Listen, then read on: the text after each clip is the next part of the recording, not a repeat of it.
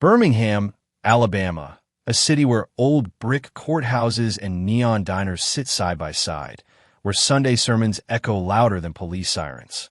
On a cold February morning in 2020, 18-year-old Tiana Reed had no idea that a broken taillight would become the first domino in a chain of events that would destroy her life. She was just trying to get to school. Her mother's old Toyota sputtered at red lights. The heater coughed out cold air, and the dashboard rattled like loose bones. When the blue lights flashed behind her, Tiana's heart dropped. She had no license yet, just a learner's permit, and her insurance payment was already late. The officer was polite but firm, handing her a yellow slip and a court summons for the following week. To her, it was a nuisance. To the man who would soon preside over her case, it was opportunity. The Jefferson County Courthouse stood like a marble cathedral to justice. Ornate ceilings, echoing hallways, portraits of past judges lining the walls. On February 17th, Tiana walked in alone, clutching her citation, wearing her best church blouse and the same shoes she used for graduation pictures. She had no lawyer, no one to guide her, just a nervous smile and trembling hands. Judge Malcolm Hayes sat high above the room, his black robe crisp, his silver hair gleaming beneath the courtroom lights. At 52, he was the definition of respectability, a Sunday school teacher, charity speaker, and the kind of man newspapers called a pillar of discipline. His voice carried calm authority, the kind that made you want to stand straighter and say, "Yes, sir," even if you weren't guilty. When Tiana's case was called, she stepped forward, her voice barely a whisper. Hayes looked over his glasses, taking in the frightened teenager before him.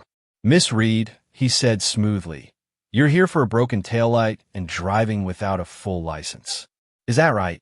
"Yes, sir," she murmured. He asked a few routine questions, where she worked, what school she attended, whether her mother knew she was here. His tone was almost gentle, fatherly. Then came the sentence, a $500 fine and mandatory driver's education. She exhaled, relieved. It could have been worse. But as she turned to leave, Hayes's voice stopped her. "Miss Reed, would you mind staying a moment? I'd like to explain something about your record." The bailiff looked confused. The next case was ready, but the judge's word was law. What happened next was captured only by a silent hallway camera, grainy footage later pulled by investigators. At 10:46 a.m., Judge Hayes led Tiana through a side door into his private chambers. He closed the door behind them. 47 minutes passed. At 11:33, the door opened again.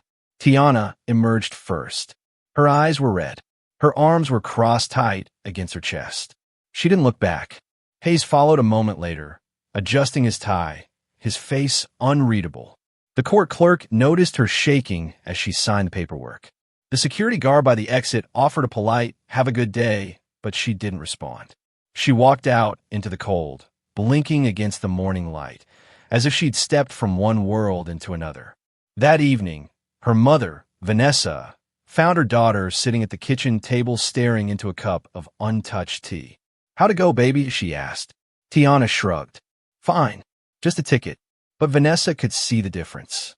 The spark that made her little girl laugh at old TV shows, the light in her eyes when she talked about nursing school. It was gone, replaced by something fragile and haunted. Over the next few days, Tiana avoided phone calls. She skipped her part-time shift at the grocery store. She told her mom she was tired, that she just needed rest. But behind closed doors, she kept replaying that morning. The sound of the lock, the low voice telling her to trust him, the promise that he could make things disappear. In Jefferson County, Judge Malcolm Hayes was considered untouchable, a man who knew every police chief, every council member, every reporter worth knowing. No one questioned his conduct.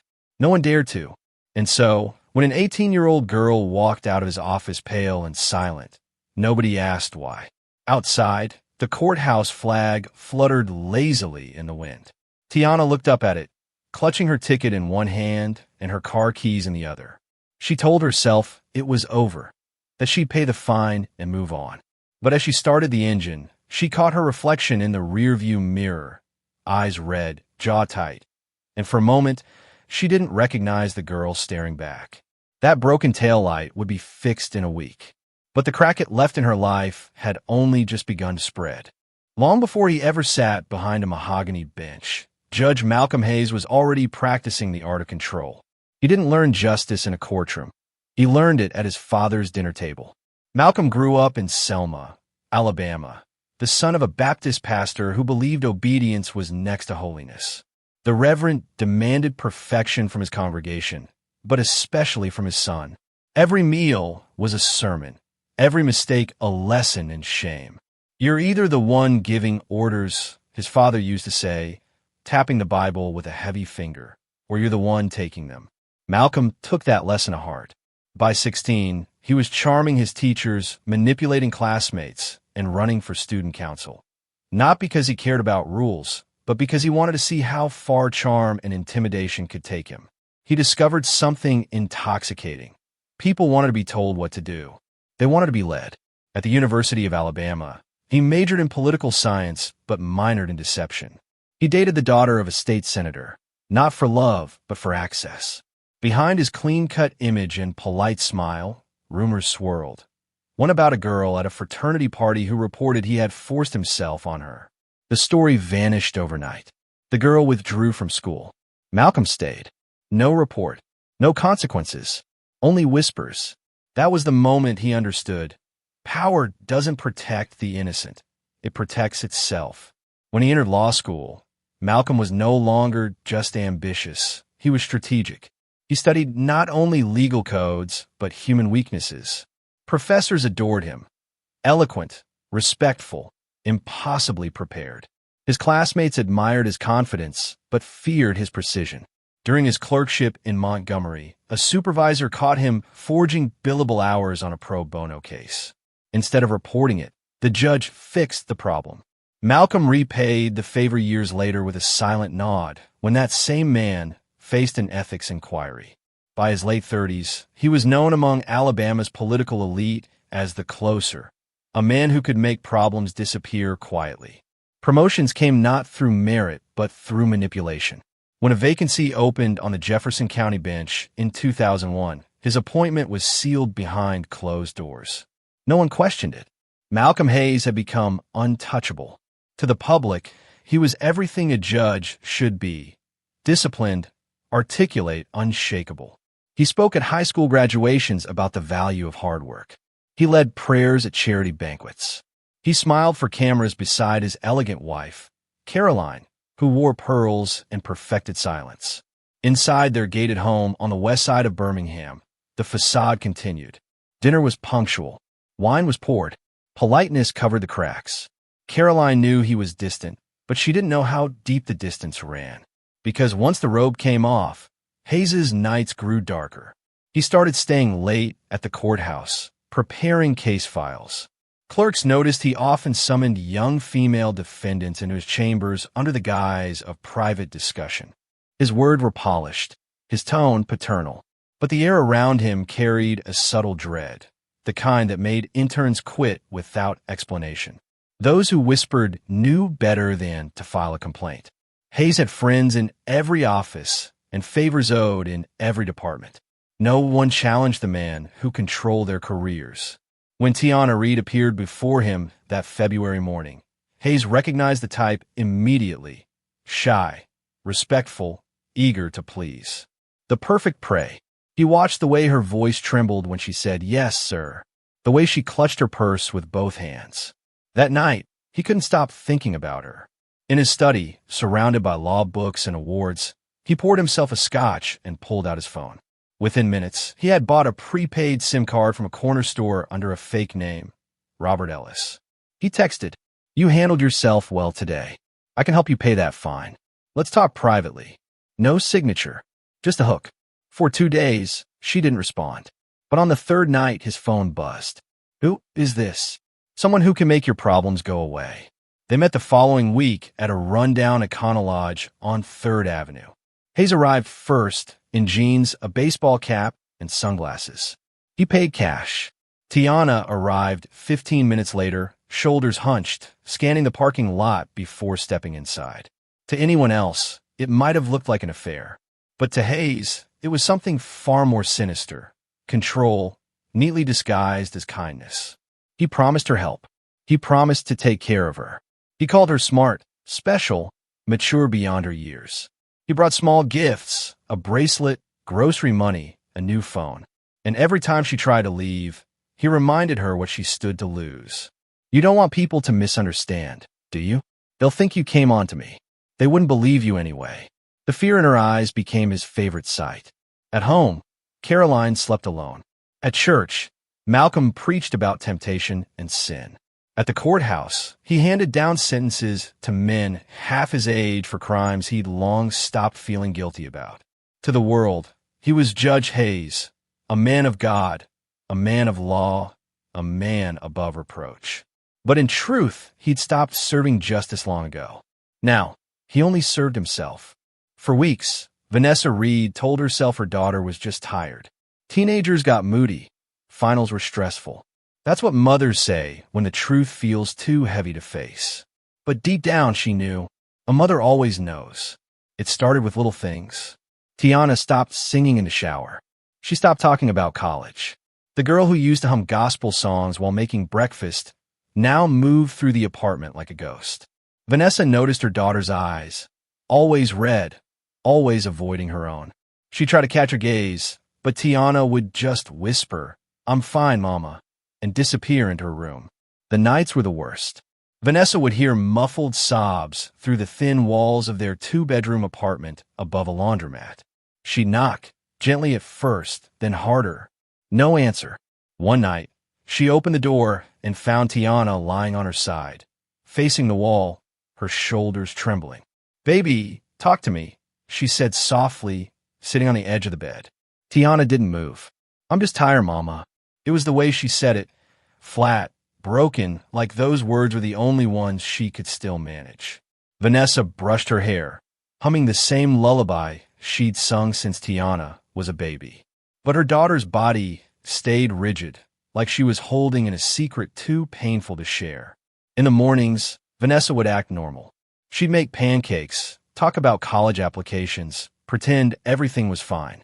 But after Tiana left for school, she'd sit at the table with her coffee going cold, staring at the door, wondering what had happened to her little girl. Tiana's laughter had been replaced by silence. Her confidence had been replaced by shame. Something had stolen her light. Then came a morning Vanessa found a small gold bracelet tucked inside her daughter's drawer. It wasn't from her, and she knew Tiana couldn't afford something like that. It had delicate engraving, just the letter T, and it shimmered like gilt under the bedroom light. She asked, "Where did this come from?" Tiana froze. "A friend," she said too quickly. "From school." Vanessa didn't press, but her stomach turned. She'd been a single mother long enough to recognize the tone of a lie born out of fear. Later that week, she checked Tiana's phone while she was in the shower.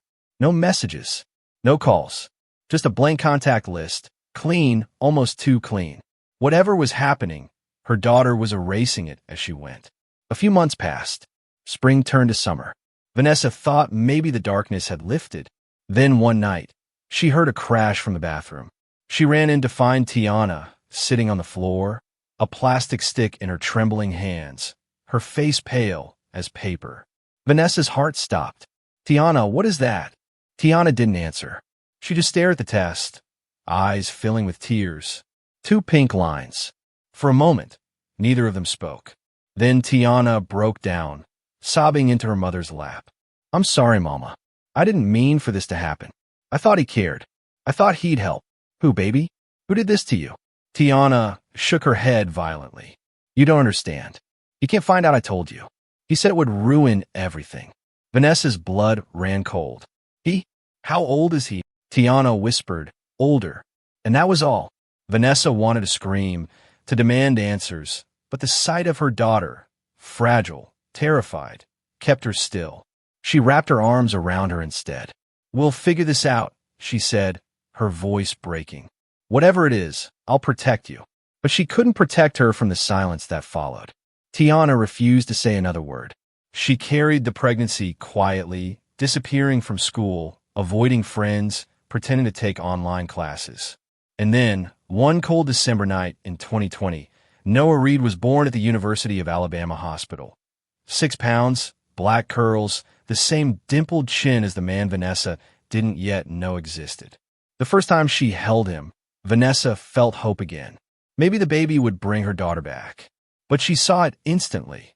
The way Tiana's hands trembled as she stared at the newborn's face. The way she avoided looking too long, as if every glance burned. When the nurse asked about the father, Tiana just said, "I'd rather not say." For a while, Vanessa convinced herself things were getting better.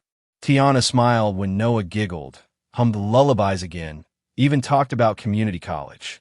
But late at night, Vanessa would wake to find her daughter sitting in the rocking chair, staring into the darkness, clutching Noah close like she was afraid someone would take him away. Outside their apartment, trains rumbled past, shaking the windows. Inside, a mother watched her daughter drift further into a silence that no prayer could break. Vanessa didn't know it yet, but the man who had taken Tiana's innocence was still out there, living his life, shaking hands, handing down sentences from behind a polished bench. And the secret her daughter was too scared to speak would soon return, louder and deadlier than either of them could imagine. Derek Carter had never been much of a father. He and Vanessa Reed split when Tiana was 11. Too many bills, too many long hours at the plant, too many silences that hardened into distance. But when his daughter had a child of her own, something in him softened. He wanted to help, even if he didn't know how. He sent money when he could, dropped off groceries, sometimes stayed long enough to fix a leaky faucet. Mostly, he just wanted to be useful again. That's what he was doing on a humid spring afternoon in 2022 when everything changed. He ran into Vanessa and little Noah at the Piggly Wiggly on 1st Avenue North. The boy was sitting in the cart, wearing dinosaur pajamas, babbling about cereal. Derek crouched down, smiling. "Hey there, champ." Noah turned his head, and Derek froze. The resemblance was instant, undeniable. The skin tone, the curve of the nose, the sharp line of the jaw. It was like looking at a younger version of Judge Malcolm Hayes, a man Derek had seen on television more than once, sentencing people from the same neighborhood he grew up in. He stood up slowly, the air suddenly thick around him. "Vanessa," he said quietly, "you ever met Judge Hayes?" She frowned. "The one from the courthouse? Why?" Before she could answer, someone turned the corner into the same aisle, a tall man in a tailored suit, holding a box of frozen dinners. Judge Malcolm Hayes. For a brief second, their eyes met. Derek saw something flicker, panic. Hayes dropped the box, left his cart where it was, and walked straight out of the store. Didn't pay, didn't speak. Vanessa stared after him, confused. What was that about? But Derek didn't answer. He couldn't. His pulse was thundering. He knew that look. He'd seen it before, from men trying to hide something that had just been recognized. That night, Derek sat at his kitchen table with a notebook and a beer, replaying every detail. The judge's face, the boy's dimple, the timing. He pulled out his old work laptop. Years in logistics had made him meticulous. He created a spreadsheet. Column, dates Tiana had gone missing for hours. Column B, her excuses. Column C, Hayes's court schedule, pulled from public records. He filled in what he could remember. The overlaps were disturbing. February 2020, Tiana's traffic citation. March through May, she started skipping classes. December, Noah born. Every date lined up. Still, Derek needed proof. He wasn't about to accuse a sitting judge based on a hunch. So he called in a favor. Ethan Miles wasn't cheap, but he was discreet. A retired Marine turned private investigator who'd once helped Derek catch an employee stealing shipments. "I need eyes on a man named Malcolm Hayes," Derek said. "Judge Hayes," Ethan replied. "That's the one." Ethan was silent for a long moment. "This kind of job, it's dangerous, Derek. So, is letting him get away with whatever he did to my kid." Within days, Ethan had a pattern. Hayes left home late at night, often between 10 and midnight. Sometimes he drove aimlessly. Sometimes he parked behind a self-storage lot on 3rd Avenue. One night, Ethan found a shredded bag in a dumpster behind that lot. Inside, burned hotel receipts, a prepaid phone card, and a motel key. He took photos, logged dates, and handed everything to Derek. "Whatever he's hiding," Ethan said, "it started with your daughter." The next week, Derek came home to find his mailbox smashed open, the contents soaked in motor oil. His car's windshield had a deep scratch down the passenger side. Intentional, not random. That night, Ethan called. "You're being watched. A white Camry with tinted windows. 3 nights in a row across from your building. Government plates." Derek gritted his teeth. "He's scared," he said. "That means I'm close." He made 3 copies of everything. The spreadsheet, the photos, the notes. One went to his lawyer. One to Vanessa. One he hid behind the tool shed at his mother's house in Inslee, sealed in a waterproof box. He wasn't backing down.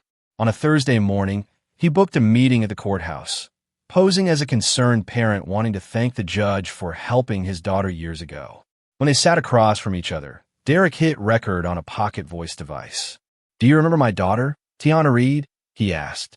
"Traffic case, February 2020. Hayes blinked, his composure flickering. "I see hundreds of cases, Mr. Carter. I don't recall the specifics." Derek smiled slightly. "I bet you don't." Later that afternoon, Hayes made 3 calls to his attorney from the courthouse parking lot. He knew, and Derek knew that he knew. That night, sitting in his car outside the courthouse, Derek recorded a message for Vanessa in case something happened to him.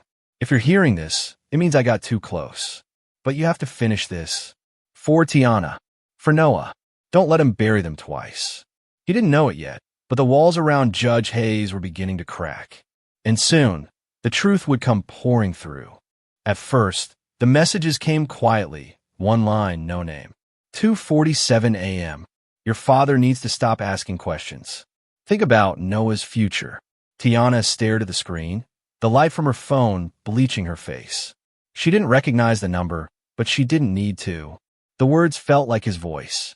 Cold, controlled, threat disguised as advice.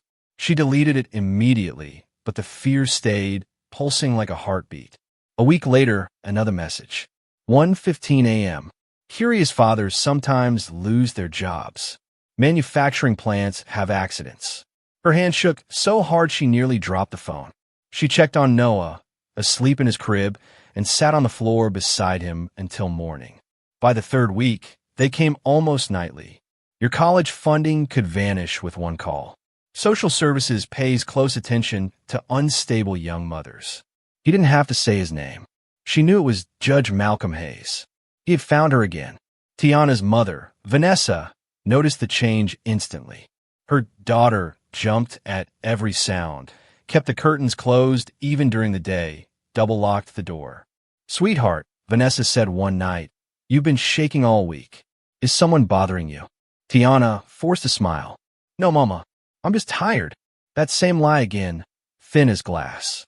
When Vanessa went to bed, Tiana sat at the kitchen table scrolling through her phone, rereading the threats until dawn. She thought about going to the police, but who would believe her? The man she feared was the law. Across town, Derek Carter and Ethan Miles were still gathering evidence. They traced burner phone pings near Hayes' gated neighborhood. Ethan even captured surveillance photos of him leaving his home past midnight, driving the same black BMW that had appeared near Tiana's apartment earlier that week. When Ethan cross-checked the signal from the threatening number with cell tower data, the results made his blood run cold. The messages originated within a 10-minute window of Hayes' car, pulling into his own driveway. It wasn't paranoia anymore. It was proof. Ethan called Derek that night. "He's the one, Derek." No doubt. Derek's voice stayed calm, but his jaw clenched. Then we hit back with the truth. Meanwhile, Tiana's fear was turning into resolve. She couldn't let this man control her life or her son's any longer. On October 1st, 2022, she walked into a Redstone credit union and withdrew every cent she had, $3 for 27. The security footage showed her hands trembling as she signed the slip. Then she went to a nearby 7-Eleven, bought a prepaid phone, and stepped into the alley behind the store. There, under a flickering light, she typed a single message. "I have copies of every hotel receipt, every text, every photo. Either you start supporting your son, or everyone sees them." Attached was a picture of Noah on his 2nd birthday, smiling in his tiny overalls. The resemblance to Hayes was undeniable. At 3:12 a.m., her new phone buzzed once. "You're making a serious mistake."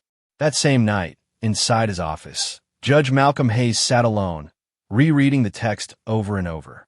His hands trembled for the first time in years.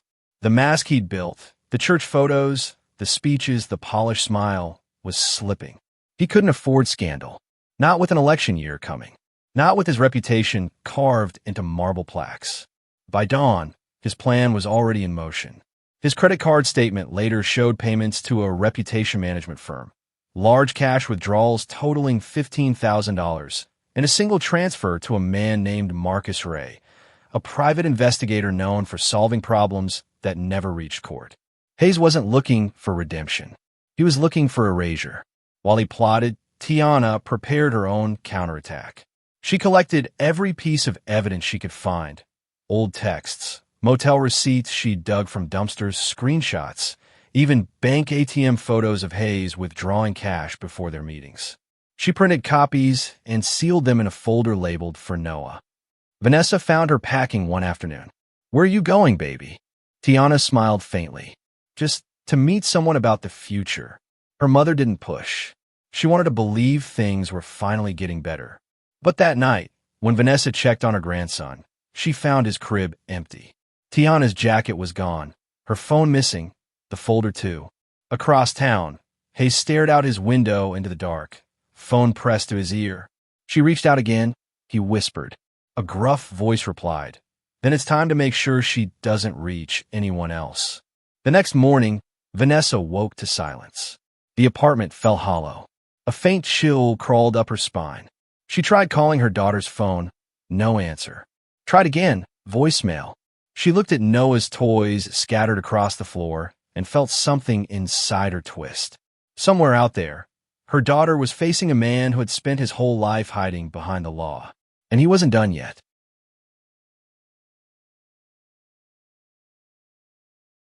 The night was cold, damp, and heavy with fog, the kind that swallowed sound. On December 15th, 2022, Tiana Reed strapped little Noah into his car seat, kissed her mother goodbye, and whispered, "Don't wait up, Mama." She said she was meeting someone who might help with Noah's future. Vanessa smiled, half asleep, never realizing those would be the last words she'd ever hear from her daughter. At 7:42 p.m., Tiana's white Toyota Corolla pulled away from the curb. The baby's favorite stuffed giraffe lay beside him in the seat. The night swallowed them whole. An hour later, the last confirmed ping from Tiana's phone placed her on a logging road off Route 5, east of Birmingham, an isolated stretch line with pine trees. No houses, no cameras, no witnesses. At 8:03 p.m., a nearby traffic camera caught a second car, a black BMW X5, turning off the same highway entrance. It belonged to Judge Malcolm Hayes. He'd canceled all his court hearings that week, citing medical leave. But he wasn't sick. He was cornered. Tiana's last text, sent at 7:58 p.m., was short and calm. "Here now. I'll tell you everything when I get back." Then nothing. Later, investigators would piece together the rest from cell data, tire tracks, and the faintest traces of blood. But that night, the forest told no stories. Hayes parked his car at the end of the trail, headlights cutting through the mist. He waited, hands trembling, a pistol on the passenger seat, a folded letter in his pocket, his version of closure. When Tiana's Corolla appeared in his rearview mirror, he felt the tightness in his chest ease into something darker, relief. She stepped out first, her coat zipped to her chin, clutching a folder under one arm. "Noah's asleep," she said softly. "We can talk quietly." Her voice trembled, but her eyes didn't. She was done being afraid. "Malcolm," she said, using his first name for the first time, "I'm not asking for money. I just want you to take responsibility. He's your son." The judge's jaw clenched. "You're being emotional, Tiana. You don't understand what you're." "I understand perfectly." She lifted the folder slightly. "If anything happens to me, this goes to every newsroom in Alabama. I made sure of it." For a moment, the wind was the only sound. The pines creaked. The engine hummed softly. Hayes's face changed, a flicker of the mask cracking. "You'd ruin me over a mistake?" She laughed, bitter and shaking. "You already ruined me." That's when he reached for her wrist. "You don't know what you're doing." "Let go of me," she snapped, shoving him back. The folder fell to the ground, papers scattering like snow across the dirt. Noah stirred in the car's seat, whimpering. Something in Hayes' eyes shifted, a flash of fear, then fury. He lunged. The struggle was short, violent, desperate. She scratched, fought, screamed. Then silence. When it was over, she lay still on the cold earth, a smear of blood across her cheek. Hayes stumbled back, chest heaving. He stared at his hands, the same hands that had signed sentences, baptized infants, shaken mayors' palms, now trembling, slick with his victim's blood. From the car, Noah began to cry. For a long time, Hayes just stood there, staring at the child. The sound of that cry, his son's voice, echoed like judgment. Then, slowly, he opened the door. By 9:47 p.m., his BMW was seen leaving the area on a nearby highway camera, alone. Noah's cries had stopped. 3 weeks later, on January 8th, 2023, a hiker named Michael Thompson was exploring the same logging road when his dog began barking wildly near a tangle of pine branches. Underneath, he found the bodies of a woman and a child. Tiana's hands were bloodied, her nails broken, defensive wounds visible. The child's body lay just feet away, his small hand clutching a stuffed giraffe soaked in blood. The sheriff who arrived first said later, "You could tell she fought for that baby until the end." The forensics team combed the scene for 5 days. What they found told the full story. Tire treads matched the wear pattern of Hayes' BMW. DNA under Tiana's fingernails matched Hayes, 1 in a billion certainty. Fibers from Noah's pajamas were found beneath his car's passenger seat. A partial fingerprint on the baby's sippy cup, Hayes' left index finger. And deep in the floor mat of the BMW, crushed into the carpet, was a small gold bracelet engraved with the name Noah. When Vanessa Reed was called in to identify her daughter's belongings, she collapsed. It took 2 officers to hold her upright. Her sobs echoed through the hallway, long after the cameras stopped rolling. Derek didn't cry. He just whispered, "I told you it was him," and handed every piece of evidence he and Ethan had gathered to the FBI. "It's time," he said. "No more hiding behind a robe."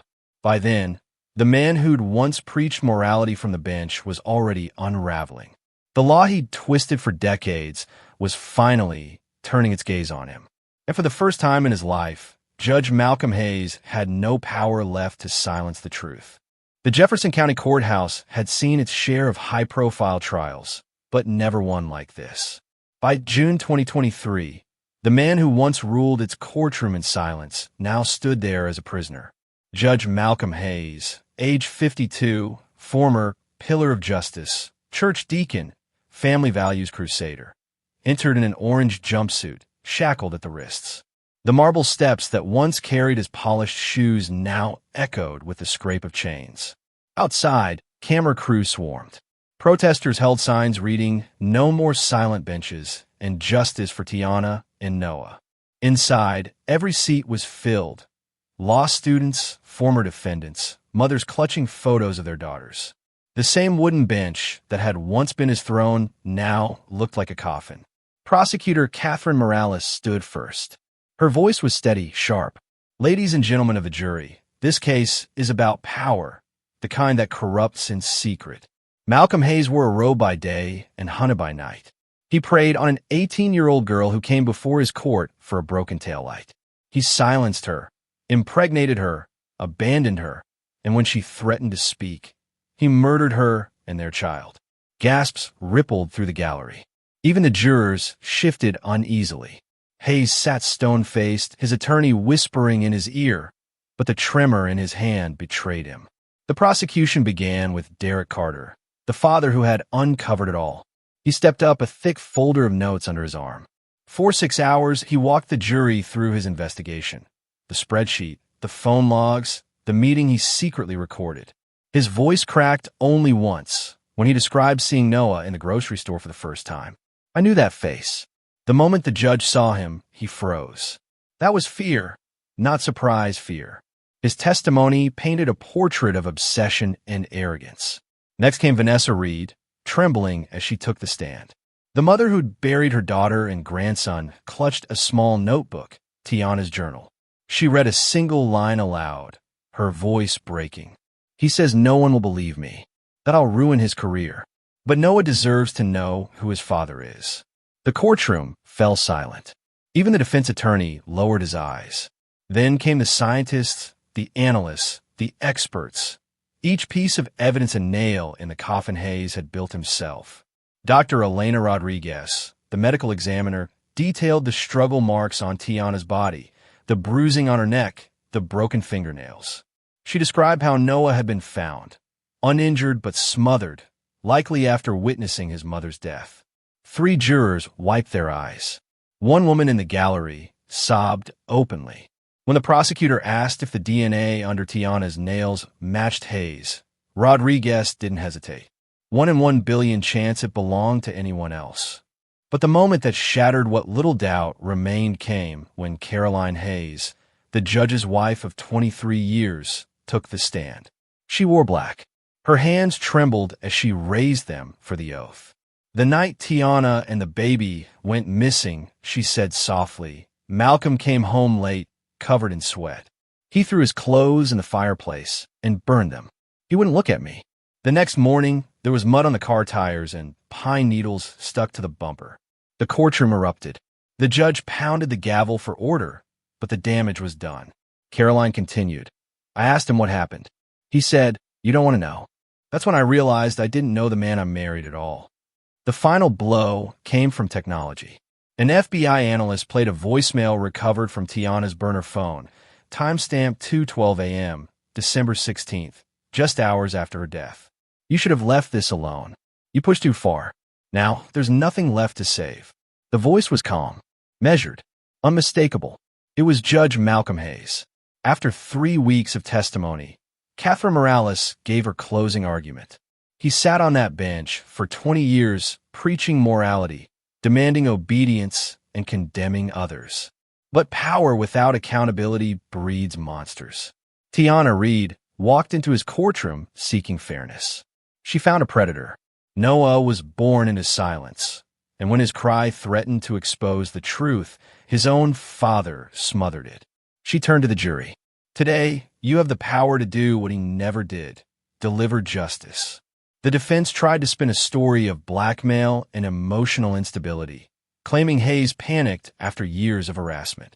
But the jury didn't buy it. Not after the DNA, the voicemail, the testimony. When they filed back in, after just 4 hours of deliberation, the gallery went still. The foreman stood. We find the defendant, Malcolm Hayes, guilty on all counts. First-degree murder of Tiana Reed, first-degree murder of Noah Reed, statutory rape, witness intimidation, and obstruction of justice. Gasps, then cries. Vanessa sobbed into Derek's shoulder. Even Caroline lowered her head and wept. A week later, sentencing. Judge William Marshall looked down at the man once considered his mentor. You wore the robe to hide your sins. You used the law as your weapon. You destroyed a mother and her child to protect your vanity. This court sentences you to life imprisonment without parole, plus 20 years for your additional crimes. Hayes didn't speak. He only stared at the floor, the mask finally gone. Before the bailiffs led him away, the judge allowed Vanessa Reed to address him. She stood, voice steady through the tears. You didn't just kill my daughter. You killed my faith in the law she trusted. Every time you close your eyes, I hope you see her face and the baby you stole from this world. That's your judgment now. The room erupted in applause. Not for vengeance, but for release. For once, justice had looked a monster in the eye and didn't blink. The verdict echoed through Alabama like thunder. A man who once embodied justice was now its prisoner. When Judge Malcolm Hayes was led from the courtroom in chains, cameras flashed like lightning. He didn't look up. He didn't wave. The once commanding figure who had sentenced hundreds now shuffled past the same deputies who used to call him, Your Honor. But this story didn't end with a conviction. It was only the beginning of the reckoning. Within hours, Birmingham erupted. Churches that once praised Hayes for his faith and discipline held candlelight vigils for Tiana and Noah Reed. Murals appeared overnight. A young woman's face haloed in light, a child's hand clutching a stuffed giraffe. Beneath them, a phrase painted in white. Silence is not justice. Talk radio lit up with outrage. Former defendants called in, describing how the judge had belittled, humiliated, and threatened them from the bench. Local newspapers printed front-page editorials demanding an inquiry into every case he had ever handled. For the first time in decades, Jefferson County's legal community faced itself in the mirror and didn't like what it saw. Then came the flood. Women who had once stood trembling before Hayes now stepped forward. Some are former defendants, others courthouse clerks or assistants.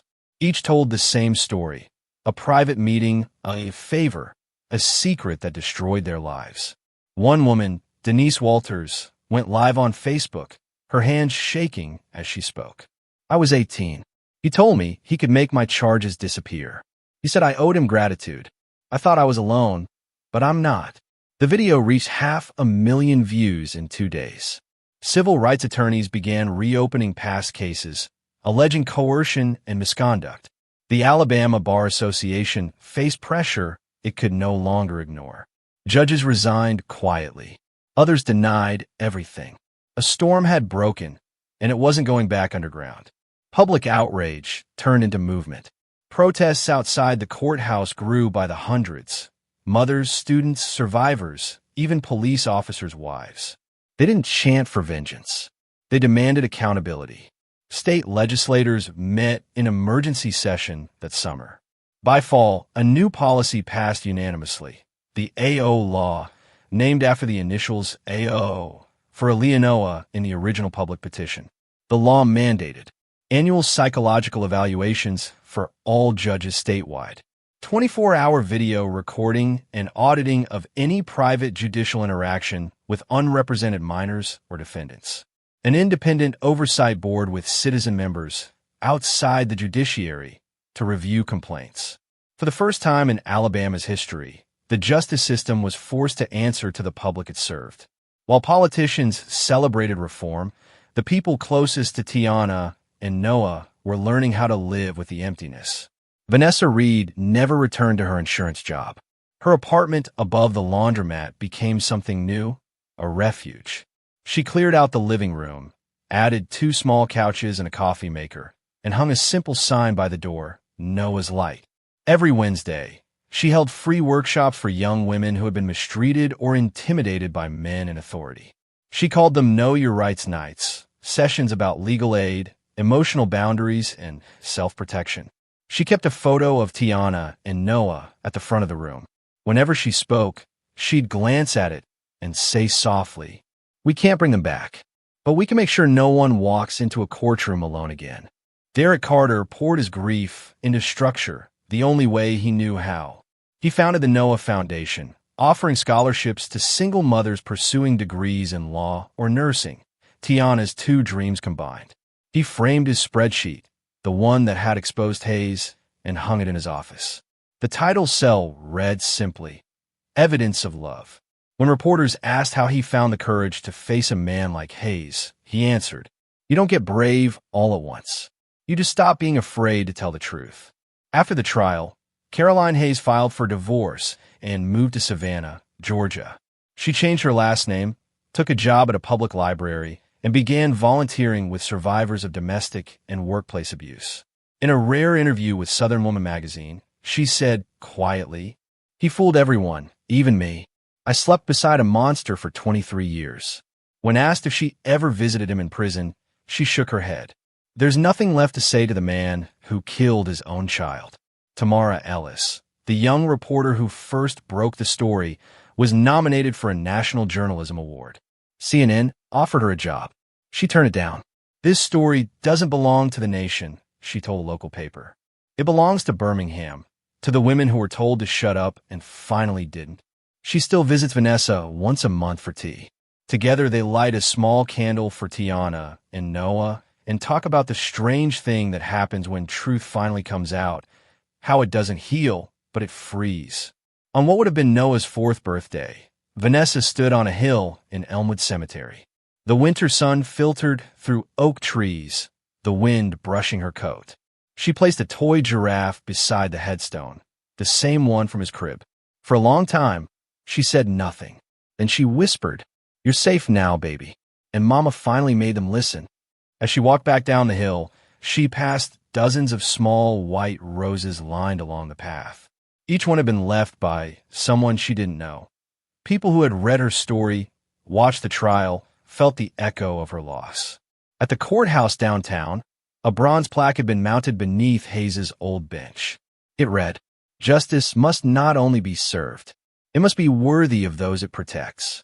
In the quiet after the chaos, Birmingham changed. The courthouse still stood tall, but its walls carried a new kind of silence.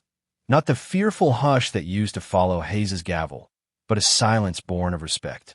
Because one young woman had dared to speak. Because a father refused to look away. Because a mother turned grief into light. And because, finally, the robe couldn't hide what he'd done.